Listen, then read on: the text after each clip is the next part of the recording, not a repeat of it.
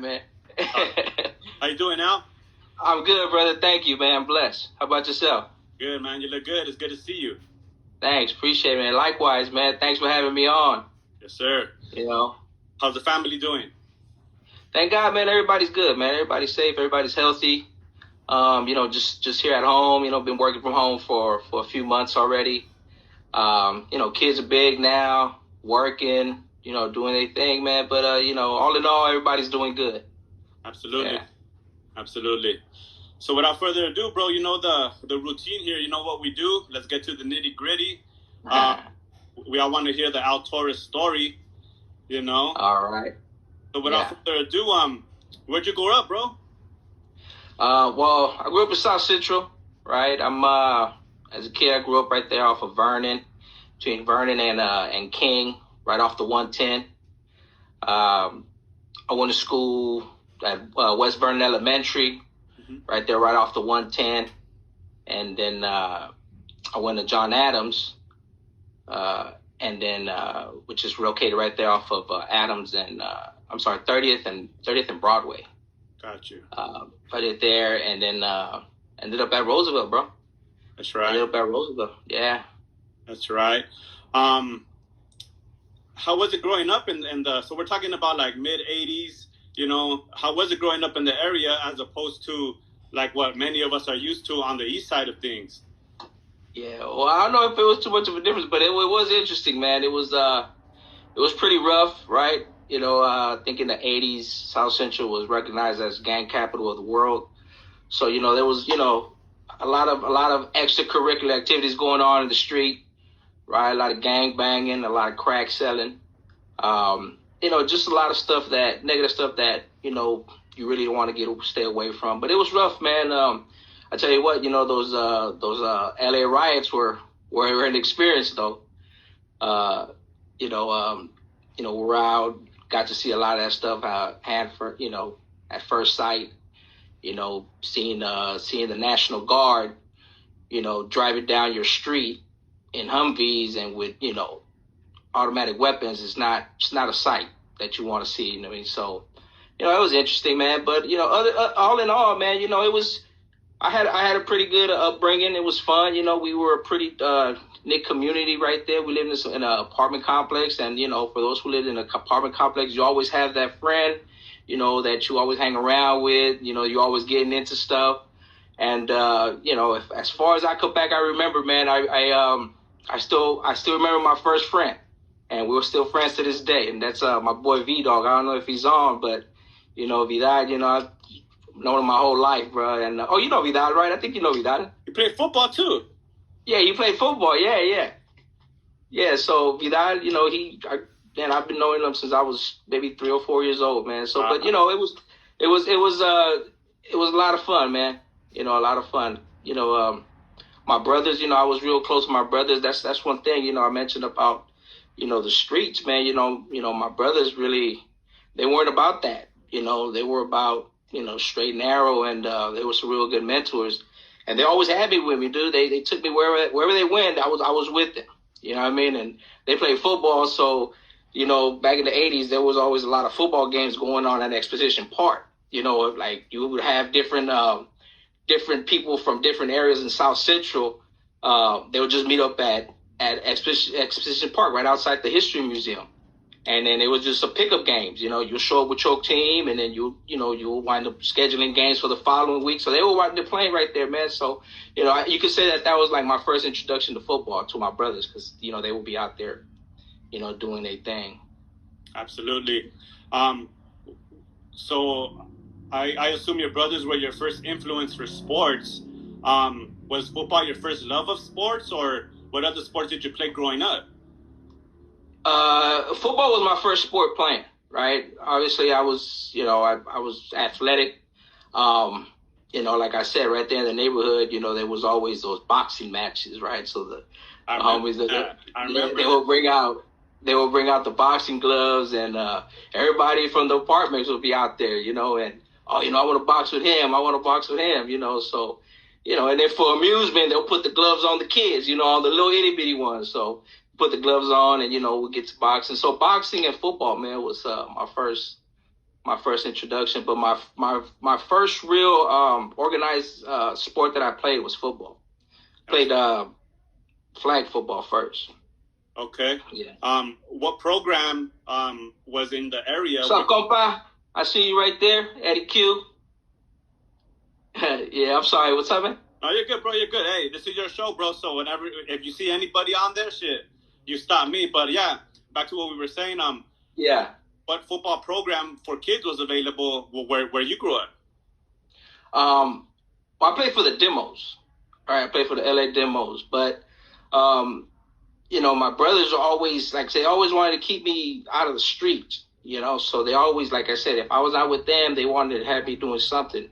Definitely not in the streets. So they signed me up to play flag football at South Park, right down San Pedro. It was the Union Station Police League.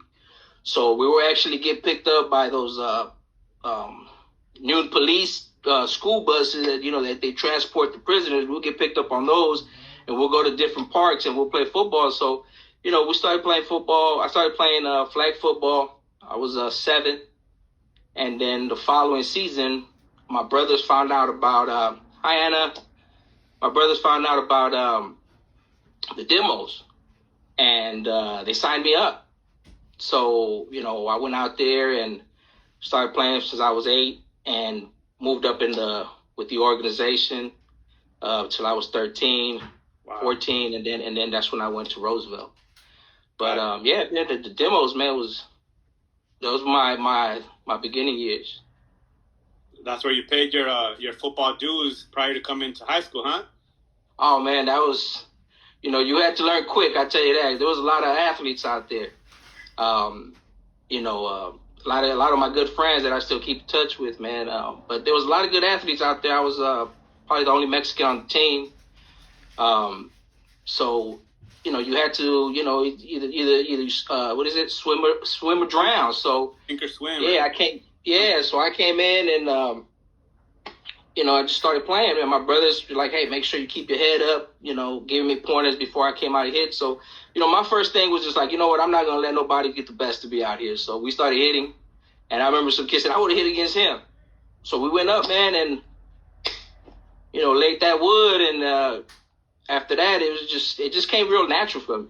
You know, football just came really natural for me. Why? I don't know, but it's just something that I just gravitated real quick, and it just came really easy for me. Right.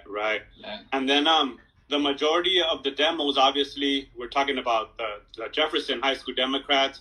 Where did the guy that you paid your dues with end up going to?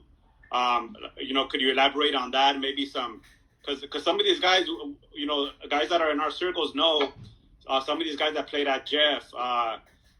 These are D1 guys, man, that yeah. put in work with. So could you elaborate on where these guys went and maybe some names? Yeah, man. You know, I played you know, Najai Martin, LJ Martin. I know if you know, some of y'all probably remember LJ Martin. Mark and Ralph played against them.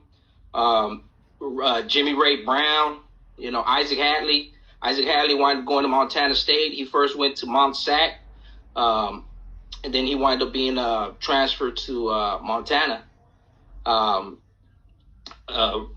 Jason Allen played at Weber State. Ray Brown wound up getting drafted by. He wound up getting a scholarship to go to Arizona State. He was a Wildcat. Gary Love. I don't know if you ever heard of Gary Love. Gary Love wound up going. Yeah, you remember Love. So Gary Love wound up going to Arizona State. And then, you know, Sir Parker, he went to Locke. Everybody pretty much wound up going to Jeff, but Sir Parker wound up going to Locke. And, you know, he wound up being, you know, as you know, he was the number one recruit in the nation when he was in high school. So he wound up going to Texas A&M. So there was a lot of talent out there, man. You know, Big Webb, Ebony Wilson, he wound up getting picked up somewhere. So, you know, there was a lot of talent out there, man. A lot of talent. Absolutely. So that's why. Yeah, that's what I'm saying. You know, like you had to really, you know, if you played for the Demos back then in the 80s and the 90s, you know, the Demo was that organization that, you know, championship organization, you know, won some championships out there, and, you know, I lost some, you know, so, you know, you got to learn how to, you know, winning and losing in that type of a setting. So, Learn real quick. Hell yeah. One thing I said, I never rode the bench over there. I know. Okay. You know what? I want to elaborate on that. Before we get into your later football experience, what positions did you play in Pop Warner? Because we're talking about you're playing with future NFL players, man, and obviously we all know what how fast those guys are. The level of play, bullshit aside, guys, like it's a high level of play when you're playing the demos, the locks, the Fremonts. You know what you're up against. You know what I mean? Right. How did you find room to play, bro? And what positions did you play, as we were talking about off of here? That first season that I played when I was 8, I started at corner. Okay. And then later on in the season, I went from corner, played some linebacker, went back to corner, and then at the end, by the championship, I was on the defensive line because we were playing a team that was they ran the ball pretty good, so me being small and quick, they wanted to get some penetration, so I wound up going to the defensive line. So I played defensive line. I played offensive guard, center, played receiver, safety, corner. Pretty much all the skill positions. I just never played quarterback or kicker. So, but I pretty much moved all around, all over the field. So I learned a lot. I learned a lot over there because we had some good coaches, good mentors over there that they knew the game back then. In the 90s, and they coached me up. So that's why I have a lot of respect for the offensive line, because I've been in that position. And like with my boys, and when I tell them, when I get down there and I get to coaching on my offensive line, they really don't. What's up, V? Good to see you on, baby. They don't believe me when I tell them that I play guard. You know me, because shit, I'm only I'm 5'5" on a good day, so 145 pounds wet. So they don't believe it, but when you have the experience and you teaching them, they're like, oh, okay. They understand, they get it. Absolutely. And all due respect to all coaches that do their thing, but I just think as a player, when you have a coach that's actually played the position, I think you have a little bit more of that connectivity, a little bit more of that respect. With all due respect, like I said, like, how's a dude that play line going to teach me about playing corner? You know what I mean? Without, and I know people go to clinics and they put in their work, so you could coach wherever you want. But I just think, if a corner is coaching a corner, I just think we gravitate towards that more. You know what I mean? Right. So moving along, bro, in chronological order, you went to Adams Junior High. Why did you go to Roosevelt? And I noticed like Vidal, my homeboy Alex Ibarra, Joe Betancourt, and Nestor. Yeah. A whole lot of other cats came from South Central to Roosevelt. Could you elaborate on why? Well, when I was at Adams, I was in the magnet program. Okay. And Jeff at that time, it was pretty bad. And my brothers didn't want me to go to Jeff. My brothers went to Roosevelt. Actually, my brother Carlos, my oldest brother, he played on that '85 championship. Wow. And then my other brother Mario, he played for Ochoa and Bautista on the '88. They were Eastern League champs on that season. So, they wanted me to go to Roosevelt. But not only that, they already had introduced me to Roosevelt. You know what I mean? So, when I was playing for the demos and they already had graduated, we would go to the Classic. So, when I showed up at that game, I was like, wow, they doing it like this over here. I was like, damn, I would like to play in something like that. That's cool. And then, just being around my brothers and always, Roosevelt, I was like, hey, I want to go there. You know what I mean? And when they said, you know what, you're going to go to Roosevelt, I was like, yeah. My brothers were like pretty much like my brothers, my fathers, man. They really guide me. So they were like, we want you to go to Roosevelt. So I was like, cool, I'm with it. So that's why I ended up going to Roosevelt. So I was in the magnet program at Roosevelt. So like all these dudes that you mentioned, Vidal, Louis, Alex, Joe, Bernie. Like, Yeah, Bernie, Miguel. Miguel's a teacher at Roosevelt now. Big Mike. I don't know if he's on. Yeah, I don't know if he's on, but if he's on, what's up, Miguel? But yeah, man, like we used to always we all got bussed out there. You know, we all got bussed out because we were in the magnet program. Yeah. And also, aside from sports, is just the type of education, like you mentioned. You know, there he is right there. What's up, Joe? You know, unfortunately, a lot of inner city schools maybe didn't have the best academics. You know, and Roosevelt, obviously, you know, we do have those academics, man. You know, so yeah, it's a beautiful thing. So you mentioned your brothers. Your brothers played football for Roosevelt. So what was it like your first intro that you could remember? Like, obviously you went to the Classic, but maybe let's talk about when you came into Roosevelt as a sophomore, because to all the youngins that don't really know, junior high or middle school was actually 7, 8, and 9 back then, and then high school, right. 10, 11, 12. Right. So how was it when you came in as a 10th grader, no one knowing you obviously being a baller already? I wish I was there because I could see Al tearing it up in spring ball. Like, who is this cat?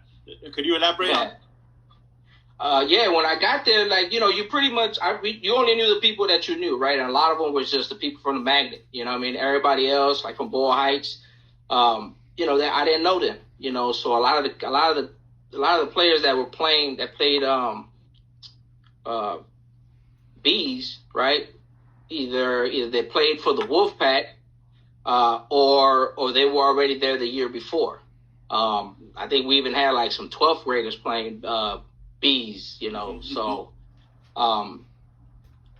you know, that's how it was. So, but when I got there, like nobody really knew me. That, you know, my thing was I only knew two people on the team, which was my homeboy Eddie, number 15 that we showed on the pictures, and Soto Juan. He started at center. At guard, I'm sorry. He started at guard. But he was playing varsity. Soto was a 3-year varsity. So that's that. And Johnny Orozco. So those are the only ones I knew.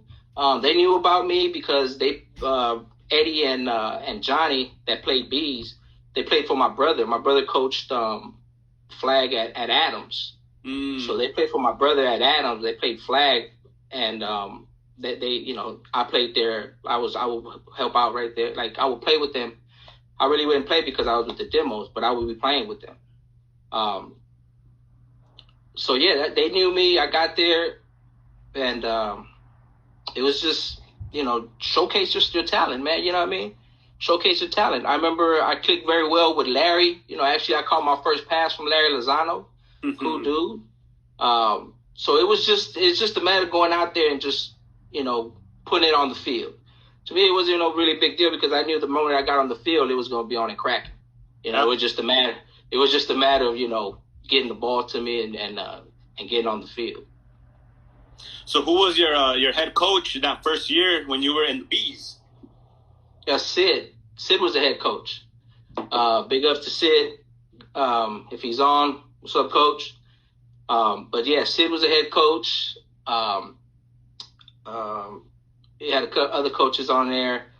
Can't really think of their names right now, but Sid was the head coach. Okay. Me doing my research, as you guys know, I'm trying to do the historian thing here. You guys went 8-1. Did we? About that 10th year, bro. You know, was it a good team, or maybe what was your best game if you could recall? Oh man. I was playing receiver. I started at receiver, right? So I was playing slot. I played slot. You know, I didn't play my first game. I played my second game, which was against Washington, and I didn't get any. I think I probably caught a pass or anything, but you know, I've always been a physical player. You know what I mean? I've never shied away from contact, and I remember John took off on the sideline. And there was I was playing on the backside receiver. I came back and I just laid some dude out. I mean, flipped him over, everything. It was all bad for him. And that was something else, you know. It was pretty cool. But always playing against like Jeff, Bell. My brother coached at Bell too when I was at Roosevelt. Okay. So, you know, those type of games, You know, those are the games that I got up for. You know, but I had a good game in the Classic as a 10th grader. I wound up playing running back. Started at running back, and wound up scoring in that game. What? Yeah. I took one like for 40 or something like that. What? Yeah. Get that film from me, bro. I need to pick it up, man. Yeah, man, it's right here. I found them, dude. I found them. So I mean, I don't know if they still good, you know, because they've been put away. I don't know if they went bad or anything. But yeah, you know, feel free to come pick them up, dude. But yeah, man, I wound up having a pretty good game that Classic. I wound up getting hurt. You know, I got hit in the knee. But yeah, man, it was. I don't even remember going 8-1. I don't even remember going 8-1. But yeah, no, we had some good players. A lot of them wound up moving up. Like Eddie wound up moving up. A couple of other players wound up moving up. But we did our thing. That's right. You move up to varsity for your junior year, and you start. Mm-hmm. What do you remember about that junior year, and could you elaborate on the difference between playing, you know, Bs and varsity, like the level of speed? How did that work? I really didn't see too much of a difference, right? I really didn't see too much of a difference as far as speed and everything. The talent-wise, when you play other schools, yeah, you do, right? You start seeing, you did see a difference, right? Because my junior year, you know, I went up and I started playing corner. Sid put me at corner. He said, I want you to play corner. Cool. So I came out at corner and, you know, I was doing my job. And, you know, Sid's a Raider fan. So he used to always be saying stuff like, man, you know, you got to be like Lester Hayes, you know. What? And, you know, yeah, he's big on Lester Hayes, so you got to be like Lester Hayes. So I was like, well, shit, you know, Lester Hayes is pretty physical, so you know what I mean. Coach wants me to play like Lester Hayes. I'm gonna give him Lester Hayes. So, you know, I was trying to be as physical as I can, you know, playing bump and run. That's right. So yeah, man, you know, I just out there on that island, man, you know, battling. You know, you had to really prepare because, you know, like you said, you know, you play in these schools that had a lot of talent, you know, like I think Southgate wound up being a powerhouse that season. It was a really, really good team. But then you also have like Fremont and Jeff, Locke that had Sir Parker, you know, the #1 recruit in the nation that year, my junior year. So, you know, you had to really be ready, man. You had to really be ready. And you guys did you beat Locke your junior year? Yeah, man, actually we did. My junior year, we did. It was a pretty fun game, I tell you that. You know, I think, you know, to me, that was Fernie's coming out party. That's how I see that game because, you know, we were losing.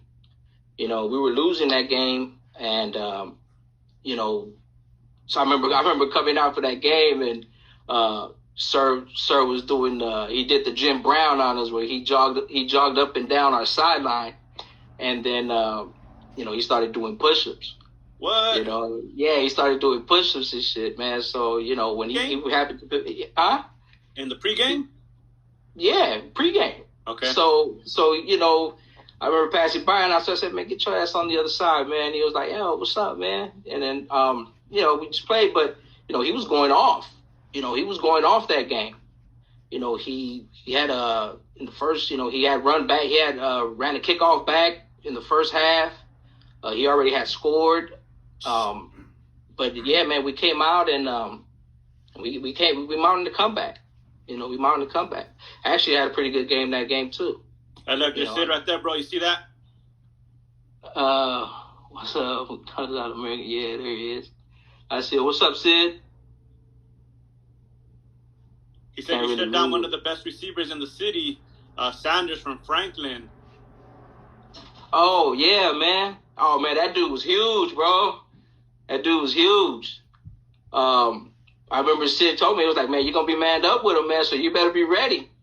And I was like, yeah, I'm going to be ready. You know what I mean? I never shied away from myself, man. You know, I always believed in myself, man. You know what I mean? I don't shy away from no battles. You know, so he said, yeah, you gonna be on. I was like, yeah, man, let's do it. But yeah, man, I had a good game. That had some, I was on him. He had some success. I had some success. I had a few tackles, in that game. Like I said, man, I've always had a nose for the ball, so I always try to find my way. And even though I was out there, I was always, covering, but always, make sure that if any run came my way, make sure you come up and you do your job. So, yeah, man. One thing I just wanted to also mention, I don't like talking about myself too much, but I feel you when you say, like, because I played the position, man. I played corner and I started my senior year, and not everybody wants that guy, meaning to cover him. Like, okay, you scout the team. All right, you're gonna be on a man. I love that challenge, man, and yeah, they did that with me when I played. They'll put me up against the best receiver, and right. Shit, that's the Mamba mentality in the fucking 90s, homie. Yeah. I mean, the way I see it, man, is if you're gonna be playing corner and you out there and you're gonna be second guessing yourself, and if you're gonna be playing, 10 yards off when it's third and 3, man, you have no business on the football field, man. If you ain't gonna be playing, if you ain't sure yourself and you don't have that confidence, if you don't believe in yourself, you shouldn't even be suiting up. If you don't have that self confidence, you know what I mean? Because you're only gonna get yourself hurt, or you're gonna wind up getting one of your teammates hurt. So you don't want you got to make that decision. Absolutely. Obviously, we like drama here on Rider Alumni TV, and there ain't no Roosevelt without Garfield. Could you elaborate on your junior year classic? What you remember? But 94 classic. The 94 classic. I know it was a lot closer than my 12th grade classic. We'll get there. Yeah, but no, man. It was just it was a lot different from my 10th grade classic, right? Because as a 10th grader, you start to show and nobody's in the stands. Got you. But then when you playing varsity, you coming up in that tunnel, and when you barely getting into the stadium, you know what I mean, and you walk in, and when Roosevelt sees us walking in, man, you just hear that roar and it just goes crazy, and you get if you don't have butterflies in your stomach, man, woo, man, I don't know what's wrong with you, but you know what I'm talking about. You get those butterflies. But it was a great experience, man. I would highly recommend to anybody that could play in that type of environment in high school to do it, man. Because it's a life-changing experience. It's a good experience. It's a good memory. But just the game itself, it was pretty physical. We were in the game. Yeah. For the most part, from what I remember. They just managed to make a couple of more plays than what we did, One thing that I do remember is that Yevsky, he wound up having an interception in the end zone, and man, he could have took it to the house, but I was right behind him. I was telling him pitch it, but they wind up tackling. I think that would happen like right before the half. But that's one thing that I take away from that game. I mean, we fought, we gave it a good, hard-fought battle. But unfortunately, we came up short. But it was a good game. Absolutely. Did you guys make playoffs that year, Al? No, we didn't. We didn't. And I wonder why. I think there was something saying there was like, how like at the end of the season, right after the last game, I think there's a meeting with the head coaches, and then they start talking about who's going to 4A, who's going to 3A. Right. And then any teams that are going to be coming up are going to be allowed to participate in the playoffs because of their record, right? And I don't know. We probably didn't get voted in, or for whatever reason. But no, we didn't make it to the playoffs that year. Cool. Yeah. Wrapping up your junior year, we recently came across old archives, man, that actually has team awards, and you were voted as best defensive back for that season. So I think that's a testament to what we're celebrating now. You know what I mean? Shit, I never got that award. Not a lot of people get best player at their position. You know what I mean? So I just think that's proof in the pudding, bro. You know, a lot of people could talk, yeah, I played this and that. Show me the film, show me the fucking awards, bro. Like, that shit don't lie. You know what I mean? Film don't lie, right? Film don't lie. Yeah, man, it's funny you say that, Will, because until you posted that, I didn't even know that I had gotten best defensive back that year. You know, when I saw that, I was like, "Oh, damn! I really did." I said, "What's my?" I was like, "Shit, I should be getting that award. Can somebody mail me that award? You know, frame it or something." Yeah, man, let me get that accolade. Yeah, man. But yeah, no, I got voted best defensive back. You know, I can tell you, man, me personally, I had a really good junior year. You know, I had some interceptions. I had some big plays. Not only on the offensive side, but also on special teams. You know, I think one of my best games that I had was against Locke. And, you know, like I mentioned, you know, my brother coached at Bell. So games that I was ready for every game, but games that I really got up for were games against Jeff, right? Because I was going up against my brothers, you know, dudes that I grew up with, dudes that you know, we went to war together, we won championships together, you know. So, you know, just going up against them, it was a lot of fun. You know what I mean? Those games were a lot of fun because there was a lot of jibbing jabbing going back and forth throughout the whole game. You know, obviously the classic and playing against Bell, you know what I mean? Playing against my brothers, you know, having them on the sideline. But yeah, man, it's you know, my junior year was a really good. I had a lot of fun, man. It was very productive. You know, Locke, like I mentioned, you know, that was probably one of my best games. You know, I had quite a bit of solo tackles against a really, really good team. And that's probably one of the most fun, probably the most fun game that I participated in high school because, like I mentioned to you, we were losing, and they pretty much thought the game was a wrap. And you know, we mounted a comeback, and you know, I think the difference. I think it started when there was a play. I was on defense, and you know, they released Sir to my flats, and you know, he caught it, and he was coming upfield, and I released the receiver, and I came up and I just, you know, I laid it on him. Solo tackle in the open field. Yeah, man, a solo tackle on the open field, and he was, you know, he was down, and after that, he wasn't like, you know, after that, it kind of it sparked some energy in us, you know what I mean? It really did. It really sparked some energy in us. The defense was playing more live. Offensively, you know, we started, you know, we started, you know, gelling, and you know, we mounted a comeback, man. Like I mentioned, you know, Fernie finished it off. The film that I got, man, Fernie finished it off, and he wound up hitting Yev in the end zone to win the game. Wow. So yeah, that game was a lot of fun, man. You know, against Bell, you know, I had an interception and caused a fumble. Shit. So you know, it was you know, those games really inspired me, you know, to put out my best foot forward, you know. So absolutely. Yeah. Hell yeah, bro. Thanks for sharing all that. I really appreciate these backstories. You know, when it comes to that stuff, I'm a nut, man. I can listen to that shit all day. It's like listening to war stories, man, you know? Yeah, man. Right now, you actually putting me on the spot, bro, because I don't really talk about this. I mean, that's why I'm telling you this, because I don't talk about it, but you asking, right? So I'm just giving it all to you because, you know, I'm the same way, bro. I don't mean to toot my own horn, you know? No, but it doesn't even sound like that at all. You're just basically opening up about your football high school career, man, and I think we all love to hear that shit, bro. We all love to hear that shit. So let's move along into your senior year, man. You know, there's nothing like the anticipation for your senior year.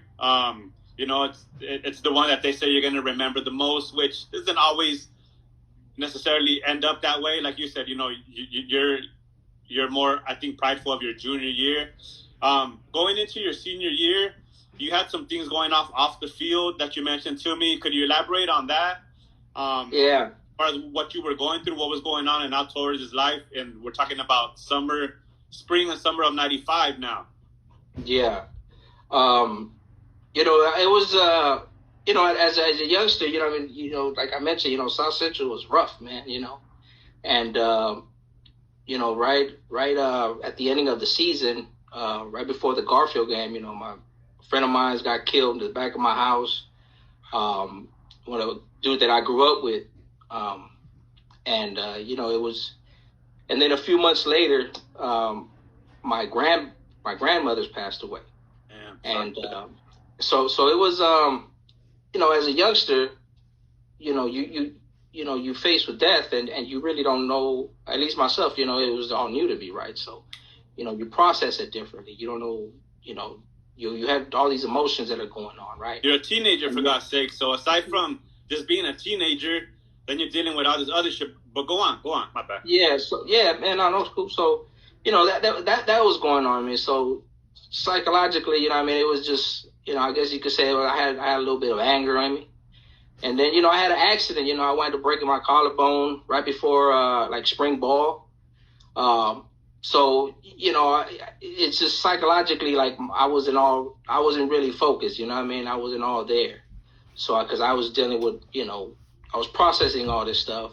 And then, you know, here I am getting ready for my senior year. I'm thinking I'm going to have a real good season. And now I suffered this shoulder injury. So, you know, that set me back. So, you know, just, you know, when mentally, I was dealing with a lot of anger, you know what I mean? I made some mistakes, you know what I mean, in school, that I regret. You know, I wish I could take it back. But you live and you learn, you know what I mean? But, you know, I'm glad that I had, you know, coaches like Sid, you know what I mean, that, you know, pulled me to the side and, you know, gave me that talk. You know, Coach Enda, I remember, pulled me in and he gave me a talk, and just looking out for me. But, you know, the word integrity really stands out to me, you know what I mean? That's because Sid, I remember putting me to the side and he was like, you know what integrity is? You need to have integrity. You know, you need to carry yourself with integrity. And I really didn't know what he meant. And he was like, look it up. So I looked it up, man, and I, you know, to this day, you know, I make sure I carry myself with integrity, man, and with respect. But yeah, man, you know, I made some decisions and I wish I could take them back. But, you know, like I said, you live and you learn. You know, it kind of really changed the way I approached the game my senior year because I wasn't playing at 100%, right? I was still favoring my shoulder. And you know, kind of second guessing myself, kind of questioning. I wasn't playing as aggressive. So, you know, it although I had a good senior season, you know, I don't think I could have just imagined what it would have been if I would have been at 100%. You know, but I gave it my all, man. You know, I mean, one thing that I hope that my teammates say that, you know, I never quit on them, and I didn't. You know, I always gave it my all, and you know, I hope they appreciate that. And I was there, bro. I was a freshman your senior year. That's right. So I always have that connection with those 96 cats, bro, because you guys are basically like my OGs. You guys are my introduction to Roosevelt Ball. Shout out to Mooch. You know, Mark was on that team. Vasquez, Mark, Lozano, Leche, Ralph, Rosendo Nunez, Eddie Acosta. You guys had a good team, man. You guys had really good players. Obviously, the record doesn't define how good you guys could have been or underachieved. So I just wanted to always, and I was there to be known. Whenever I interact with those 96 cats, I'm like, man, you guys were some fucking ballers, bro. You know, and I'm glad we were able to come up on that film. Could you elaborate on how it felt seeing all those games after all these years, bro? Like, what did you feel on that? I haven't even seen them, bro. They're just there. They're VHSs. I don't have a VHS. No. I'm talking about the senior year ones, the ones that we came up on that we put on YouTube. Oh, those. Oh, yeah, man. It was fun. You know what I mean? I see myself and I'm like, damn, man, look how big my shoulders look, man. I'm wearing all that extra padding around my shoulders, man. I wish I wouldn't have worn that shit. You know, looking funny. It was good to see, man. You know what I mean? It was good to see. You know, especially that Jeff game. You know what I mean? Because, you know, like I said, you know, those dudes, you know, there was a lot of talking going back and forth in that game. So it was a lot of fun. we came up short. We almost came back to win. You know, Fernie had a good throw down to actually Fernie ran a touchdown in, and they called it back. They told him he stepped out of bounds or something, and then he threw one to Ralph, and he probably stepped out of bounds. But, you know, it was just those plays, you know what I mean? Those plays you wish you could have just had a few inches here, a few inches there. But, yeah, man, it was good. It was fun to see those games. Absolutely. And guys out there, that Jeff game from 95 is on the bio on the page. So once we're done here, you guys want to check out that 95 team. If you haven't yet, just click the link in bio, and you'll see that 95 game versus Jeff that we're talking about. You see Al all over the field playing corner and receiver. Mark Vasquez is asking, Al, I don't know if you see down there, why do you think you guys underachieved that senior year of yours? I think it was I can tell you this. I can't tell you why we underachieved, but I can tell you from my perspective, we were more focused. I think we had more of a focus and more discipline my junior year than we had my senior year. That's what I could that's what I could say, because the talent was there. I mean, we had Fernie was coming into his second starting season. We had acquired Ralph, right? Ralph came in, and Javier Romero was there. So we had the talent, man. You know what I mean? Why didn't happen? It just didn't happen. You know what I mean? There was a couple of games there that we lost, and like close. Yes. That we shouldn't have lost. But unfortunately the ball didn't go our way. But we were a good team, man. I just think that if maybe we probably would have been a little bit more disciplined, a little bit more focused, and maybe a little bit more camaraderie. And that's one thing that I admire about the '97 team. Mark and Fernie's senior year, Cepeda's, and they had a really good chemistry over there, man. They had a real good camaraderie over there, man. And you see the difference, from junior Fernie's from my senior year classic to their senior year's classic. I mean, they were out there just letting it rain, man. They were balling, So, and that goes to the whole team coming together and playing as a unit, and the camaraderie over there and holding each other accountable. You know what I'm saying? So absolutely. I think there you could see a difference. You know what I mean? Because you had the same players. You know what I mean? You still had some of the same players that were on my senior year that was the following season, and I just think that was the reason right there, man. And all due respect to all coaches, because you're a coach, as well. But I just think at the same time, I think it comes from the top. You know what I mean? You can't expect 15, 16, 17-year-old kids to be very mature and police themselves. But I think, as I mentioned in my interview, if the coach is cracking the whip per se, then the players are going to be in discipline.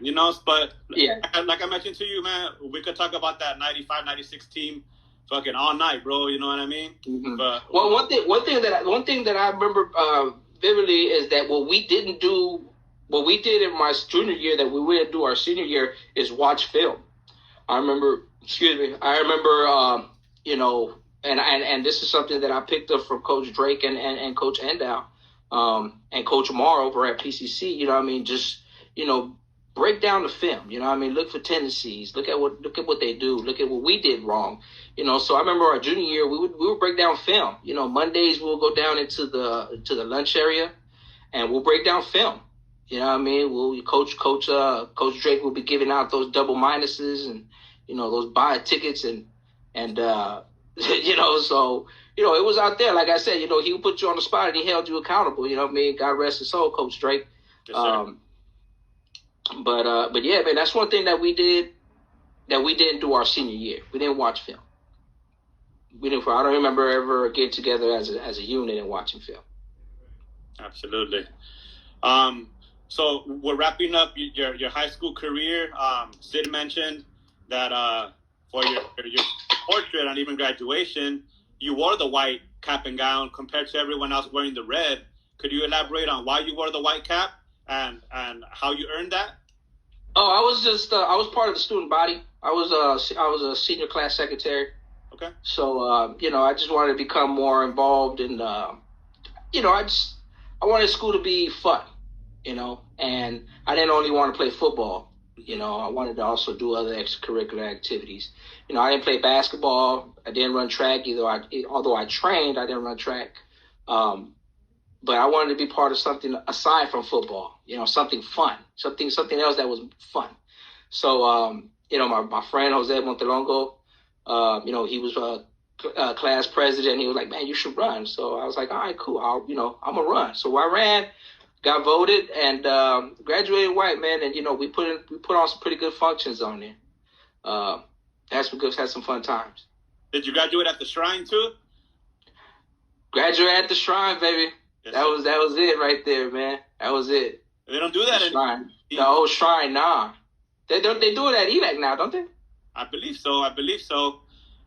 But that's an experience, man. I graduated at the Shrine. I know a lot. Oh man, I thought I was at the Oscars, brother. Oh yeah, that was everything. That's great, man. That's a great memory. Yeah, I'll never take that away. Yeah, man. So post high school, bro, you graduate. Did you continue playing ball after high school? I did. I played a season at PCC under Coach Marr. Coach Marr played professionally for the Broncos. Wow. So I was under some good tutelage down there, and like I said, he was another coach that demanded to watch film. You know what I mean? So we had receivers go into the receivers room and break down film, and very, very, very, very. He ran a tight ship. Ran a tight ship. So went over there, played receiver, played slot. It's a different environment though. You know what I mean? You have a lot of talented players out there that have really good size on them. So the challenge was there. I didn't get as much playing time as I would have wanted to, but I got some playing time. Played against Mark, when he was at Mount Sac. We shared the field together on opposite side when they won that state championship. I believe it was a state champion. Was it a state or a national championship? I want to say Mark mentioned it was national, but we'll let Mark put that on there. Yeah, but he was on there, and I mean.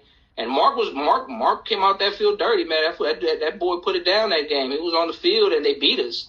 And he started as a freshman. So, Mark was a really good athlete. You know what I mean? Very, very smart person, very, very respectful.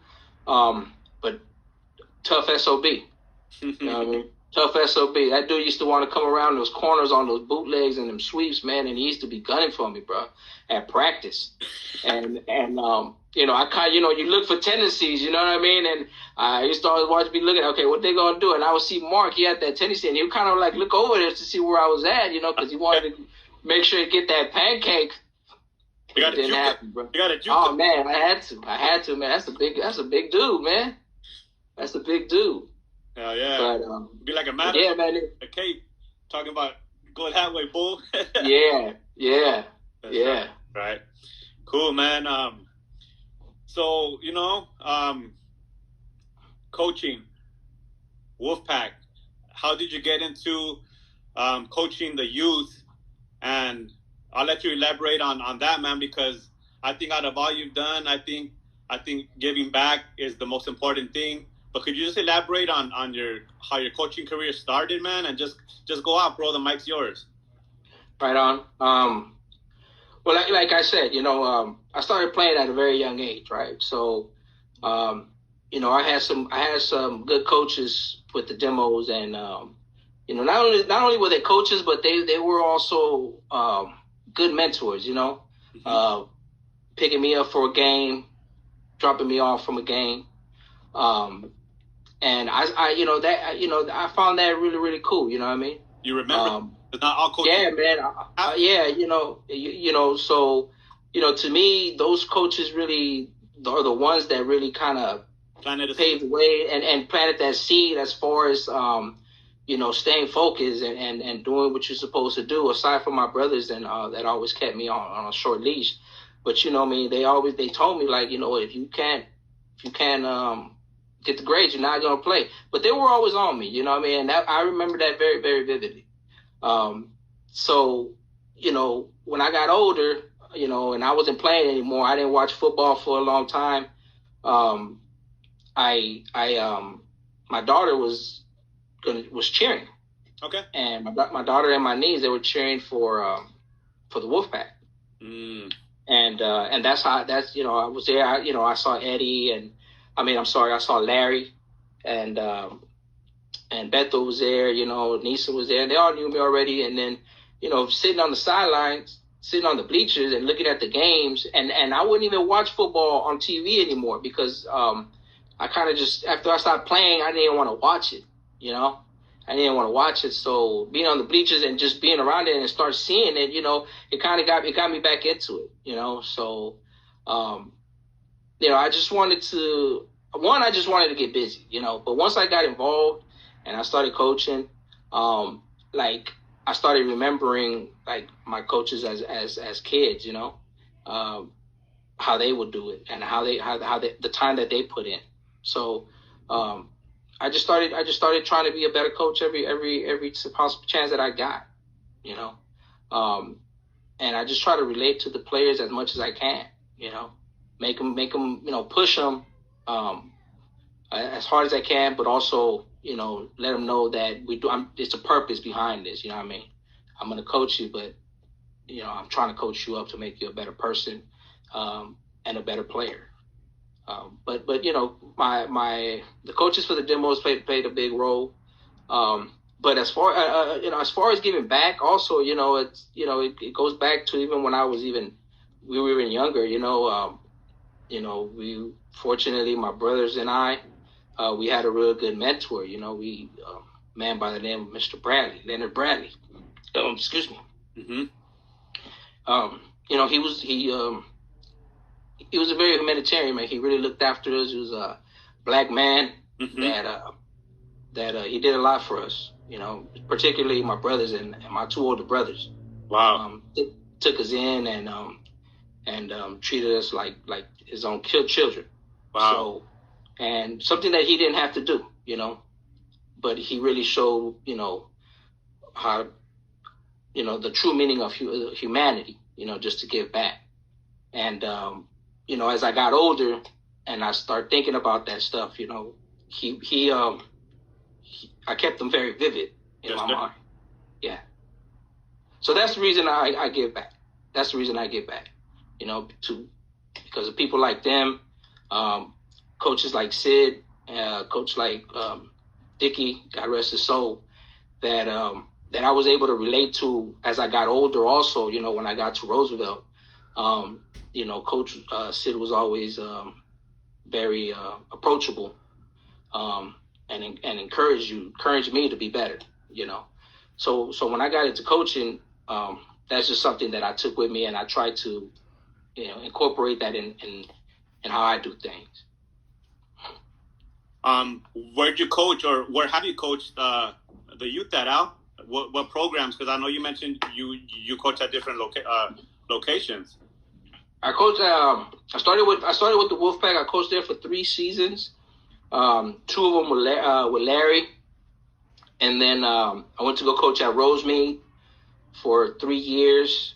And then I went back home. I went to go coach for the demos for 2 years, and then I've been back with the organization with Boyle Heights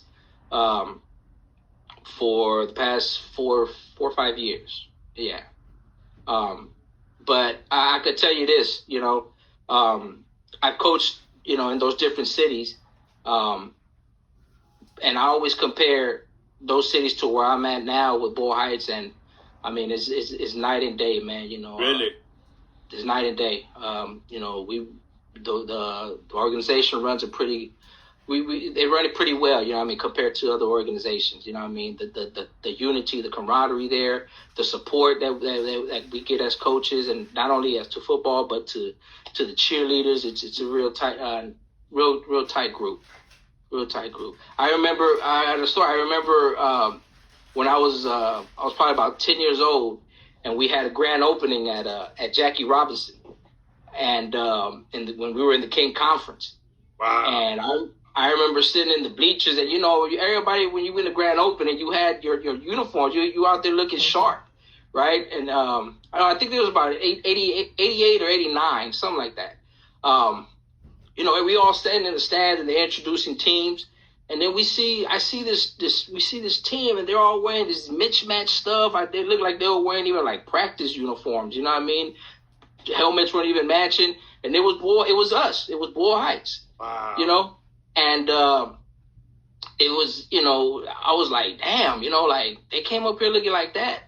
But like I who would have thought that me as a kid seeing that team. And that year, I would have ended up coaching for that organization. And for me to see where it all started, right, when they first showed up to Jackie Robinson, to where we at now as an organization, man, I'm extremely proud to be part of the Bull Heights Wolfpack organization, man, because it says a lot about what Neeson did and all the work that he did and how he paved the way and everything that he did and put in forward for the organization and for us to be up on the map and be one of the powerhouses in the San Gabriel Valley. Yes, sir. I'm extremely proud to be part of this organization. Yeah. Absolutely. And shout out to everybody that has put in work with the Wolfpack. So many people, man, so many eras. You can't name one person without forgetting the other. But I'm always going to give props to those guys. I've never played Pop Warner. But I hear the same story, bro, like from the Cejas, from Alex Cejas Shorty, how, they were the OGs on the Wolfpack. Chewy, your assistant, Yeah. Was one of the inaugural Wolfpack classes or teams and the King Conference, bro. When we're talking about the King Conference, we're talking about basically all the schools from South Central LA, man. And not just Dorsey, Crenshaw, you're talking Fremont, Washington. The Wolfpack played against Keyshawn Johnson, the guy that changed his name to Kareem Abdul-Jabbar. So many NFL players came out of the King Conference, and I think that shows on the toughness that when those original Wolfpack players became Roosevelt football players, shit, they're putting it down, dude. You see Chewy playing on video, motherfuckers tearing it up. Yeah. Long Beach Poly was part of the King Conference. So the Saints, the Long Beach Poly Cowboys, and the Saints. Then you had the Sheriffs. Oh man, it was a bunch of teams, man. But yeah, those were our arch rivals, man. The Long Beach Poly, man. But yeah, that's a powerhouse organization. I don't think they're around anymore. But Long Beach Poly, man, they produced a lot of NFL players. Absolutely. One thing I always like to point out and stress that. Any program that plays against Roosevelt, you might be faster than us. You might be more talented than us. And I would say 90% of all the years, like, you're going to get smacked in the mouth. You know what I mean? When you play Roosevelt, you're in for a scrap. Yeah. To me, and I'm going to ask out on the stories, you know how you could put, like, multiple choice? I'm going to ask, aside from Garfield, who's Roosevelt's biggest rival? You know what I mean? And personally, to me, when I was around, shit, it was Locke. You know what I mean? It was probably Southgate as well. But I love Locke, dude. I love playing against Locke and Fremont and Jeff because they brought out the best in you. You know what I mean? Yeah. You have to bring your best foot forward when you're playing against those teams. Yeah.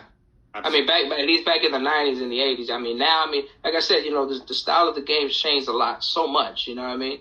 It's changed so much from the way you play it, and most importantly, from the way you coach it. Absolutely. You know what I mean? Like I cannot, like me personally, I could not ask any one of my players I wouldn't do it. Put my players through what I was put through when I was growing up in the King Conference. You know what I mean? Because they would make us hit from 5 yards, 10 yards away. Oklahoma, right? Yeah, man, and you just crack, you just racking them up, and I couldn't do that, I mean, I've had a young lady on my team, so even though she was tough, she was the defensive player of the year. Like, you just can't put, if we want to keep this game going and keep it and enjoy it, we need to, as coaches, especially at the youth level, I think that we really need to do our part and protect our kids, because if they're going to be really serious about the game and they're going to move forward, playing high school, you want to preserve them. You know what I mean? You don't want to get them hurt, and you want to make sure that they have a long career. So you want to make sure that we're doing things the right way at the youth level. That's why I enjoy the youth, man. They've asked me to, I've had opportunities to go coach at a high school, and, one, I can't do it because of my schedule. It doesn't allow me. But even if I could, I enjoyed working with the youth because, that's the foundation, man. That's where it all starts, That's where the hard work and the dedication and the discipline, that's where it all starts. So if I'm able to do that and change someone's mind and set the right, set those roots, and then they go on and become successful, not only as a football player, but in life in general, man, that's all you could ask for. You know what I mean? That's all you could ask for. Absolutely. Man, I really like this interview, Al. I think we covered a whole lot. We're definitely in the 2-minute drill now. We're wrapping it up. Yeah. How is football a metaphor for life for people that maybe are outsiders to what we do? Man, you could apply football to anything, man. Like Coach Dickey said, you know what I mean? You could apply football to any situation in life. If, things ain't always going to go your way. Things ain't always going to go your way. You got to make things happen for yourself. And that's by working at it, dedicating yourself, and doing things the right way. If you cheating, right? If you dragging ass and you're not running, if you dragging ass in practice and you're not giving it 100%, guess what? When when it comes to the game, you're going to be doing the same thing. And guess what? You're not going to be successful because everybody's going to be going at 100% when you're barely trying to catch up. And that applies to life. You know what I mean? If you're doing things half-assed in life, if you're not working hard, if you're drifting away and veering off into other things that you're not supposed to, when other people are doing things accordingly, when it's time for you to get out there, you're not gonna, you ain't gonna be up there with the pack. You know what I mean? You're always gonna be playing catch up. So that's why you gotta stay ready so you don't have to get ready. Yes, sir. But yeah, man, it's just on the football field, things ain't always gonna go your way, right? You're gonna win some, you're gonna lose some, But I tell you what, like myself, I made a mistake. It won't happen again. I'm gonna learn from that, and I'm gonna apply it next time that I'm faced with that situation. And that's just life, you know what I mean? You trip and you fall, you trip over rocks, you know what I mean? But you gotta make sure that you remember that rock. You got to remember that rock where it was at. So the next time you come across that rock, you know what to do. You won't have to experience that loss or that bad experience because you already know how to handle it. Dropping gems on them, Al. Just life, baby. Just life. Yes, sir. So yeah, man. If you wanna maybe just give some shout outs, to your peeps. The panel's yours. This is your show. Shout out to your peeps and your message to the kids and the youth, Al. Yeah, well, first of all, I want to say, to any of my players that at Roosevelt that are on here right now, man, what's up, man? I feel bad for y'all that you guys didn't have a season this year. I really was looking forward to going out there and checking you out for your second season. But again, don't worry about it. You're young. You're gonna be able to have another season. Just make sure that when you go out there, you give it 100%. You make up for the lost time. Stay focused, stay ready. Don't get lazy. You know what I mean? It'll come back and y'all gonna have it, It'll have it, it'll be back there for you, and just when it comes back, don't take it for granted, because just like it happened right now, it could easily be taken away from you. So treasure it right now that you have it. Treasure it that you have the opportunity to go to school and work and have these experiences, because it goes by fast. So just take advantage of it, and when it comes up, again, ball out. Give it all up. Give it all up. I want to say thanks to, I want to give a shout out to Aldo and say thank you to Coach Aldo for always supporting. He's always been willing to just give us the room. Hey, Al, take the room, go out there. And that's one thing that I do, man. We watch film. We watch film. So, Coach Aldo's always been very supportive and allowed me to go in there. So, Aldo, thank you for all your support. Shout out to the Mata Company for always, hooking me up and hooking the staff up, my staff with the shirts. Very, very much appreciated. Eric Sarney, Eastside Media, for all the support and all the love that he's given me throughout the time, posting us up, all the wins and even the losses. Not that we've had many, but, always been there, man. Thank you very much. And, I want to give a shout out to my compadre Chuy and them know thank you, bro. I know I haven't told you this, but thank you very much, man, for all the help and all the support that you've given me, bro, throughout these past seasons that we've been together, man. Very much appreciate it. Looking forward to being on the sidelines again. I want to give a shout out to Sid. Thanks for everything, brother. Thank you. Peter Cuevas, another mentor of mine that has taken the time to, take time to coach with me and give me advice on how to approach things. Shout out to him. Special shout out to my brothers. Thanks for everything. And to my number one cheerleader, my wife. Sir. Absolutely. All right, Al. Well, it was great having you on, brother. Thank you for your time, for chopping it up with me and everyone else. You know what I mean? Keep doing what you do. You're a student of the game, and these kids are gonna remember you, man. You know what I mean? Just as we remember, as you mentioned, all these guys that had an impact on your life. If one person, I feel, you changed their life, we've done our job. You know what I mean? And Amen. I'll keep doing what I do here, and we're just gonna work as a team, brother, because that's what we do, man. We're all a team here. We're all a fraternity. Rough Riders for life. Yeah. Ride or die, baby. Ride or die. All right, Al. You have my number, bro. We'll be in contact. Stay up there. For sure, bro. Take care. All right, man. See you guys. Peace. All right, bye.